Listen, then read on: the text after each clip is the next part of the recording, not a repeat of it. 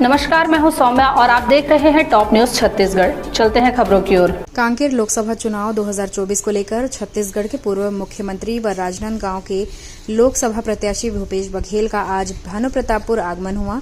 उनके साथ भानुप्रतापपुर विधायक सावित्री मनोज मंडावी व कांकेर लोकसभा क्षेत्र के कांग्रेस प्रत्याशी बीरेश ठाकुर पहुंचे हुए थे, जहां पर कांग्रेसी कार्यकर्ता ने भानुप्रतापपुर मेन चौक पर आतिशबाजी व मिठाई बांटकर गर्मजोशी से उनका स्वागत किया। मुख्यमंत्री द्वारा भानुप्रतापपुर पहुंचकर लोकसभा चुनाव का कांग्रेस कार्यालय का उद्घाटन किया गया व कांकेर लोकसभा प्रत्याशी एवं कार्यकर्ताओं के साथ मिलकर आगामी चुनाव से संबंधित बैठक ली गई। हो चुके हैं।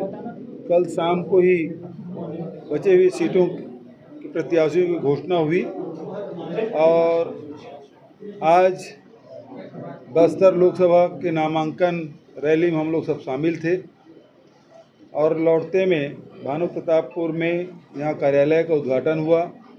कांकेर लोकसभा से बीरेश ठाकुर जी को कांग्रेस पार्टी ने अधिकृत प्रत्याशी बनाया है। मैं उन्हें बधाई और शुभकामना देता हूं और आज ही भानुप्रतापपुर में कांग्रेस कार्यालय का उद्घाटन और साथ ही कार्यकर्ताओं की बैठक आयोजित की गई। इसके पहले हम लोग कोरर में बैठे थे। कल कांकेर में भी कांग्रेस के कार्यकर्ताओं के साथ केसकाल में भी वहाँ भी बैठक हम लोगों ने कर लिया।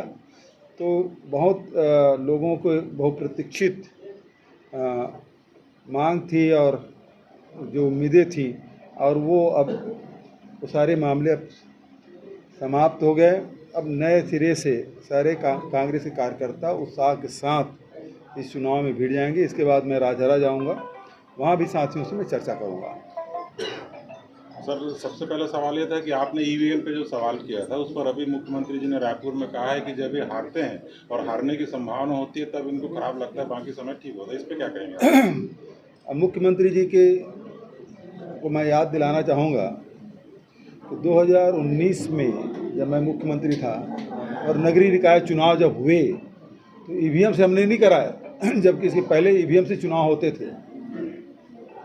हमने इसको बैलेट पेपर से कराया था और कितने ही सर्वे हो चुके हैं जिसमें 60% से अधिक जनता है ईवीएम पे विश्वास नहीं करती, क्योंकि ईवीएम के बारे में ये है कि वो मशीन के बारे में जो पढ़े लिखे लोग हैं उनको भी उतनी जानकारी नहीं होती। अलग पढ़े लिखे हैं लेकिन उसके मामले में अनभिज्ञ हैं। तो जो नहीं पढ़े लिखे हैं उसके बारे में कैसे बता सकते हैं, जबकि बैलेट बॉक्स है, मत पेटी है, उसमें तो कोई भी देख के बता सकता है इसमें मत पड़ा है कि नहीं, खाली है, इसकी जानकारी हो सकती है। लेकिन ईवीएम के बारे में वो बात नहीं है।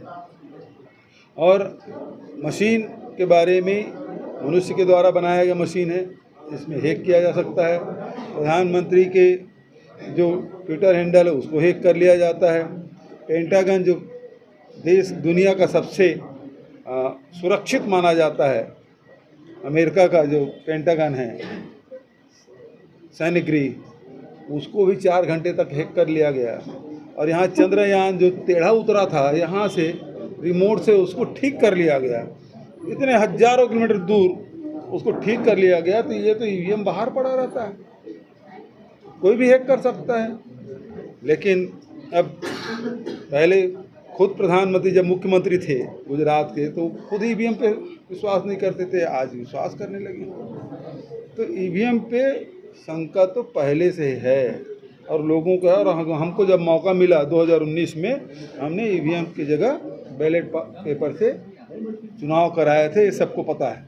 भानुप्रतापपुर नगरीय निकाय चुनाव में बैलेट से हुआ, मत पत्र से। सर, लगातार जो है कांग्रेसी नेताओं द्वारा बगावती चेहरे देखने को मिल रहे हैं, जिसमें शिव नारायण द्विवेदी है। ये कब से कांग्रेसी हैं भैया? शिव नारायण द्विवेदी वही कब से कांग्रेसी हैं? कितने बार वो भाजपा में गए, कितने बार कांग्रेस में आया, उसके बारे में ये भारतीय जनता पार्टी कुछ स्लीपर सेल है जिसके द्वारा इस प्रकार से बयान दिलवाया जा रहा है कि कांग्रेस कमजोर हो रही है। ठीक है, तो सर पार्टी इस पर किस तरह से कार्य करेगी? अरे जब है ही नहीं कांग्रेसी तो उसमें क्या कार्रवाई करेंगे? कांग्रेसी है उनके खिलाफ कार्रवाई करोगे, जो नहीं है उसकी क्या कार्रवाई करोगे? सर, अभी जगदलपुर में आपने कहा था ले रही है और भारतीय जनता पार्टी खुद ही उसमें सट्टा वालों से पैसा ले रही। अभी जो सुप्रीम कोर्ट के आदेश के बाद वो क्लियर हो गया है। जो SBI के जो लिस्ट आया उसमें क्लियर हो गया है कि सट्टा खिलाने वाले भारतीय जनता पार्टी पैसा ले रही है और जीएसटी के रूप में केंद्र सरकार पैसा ले रही है। अकेला राज्य है जहां सट्टा के खिलाफ कार्रवाई हुई, उनको नागवार गुजरा और मेरे खिलाफ एफआईआर दर्ज कर दिया।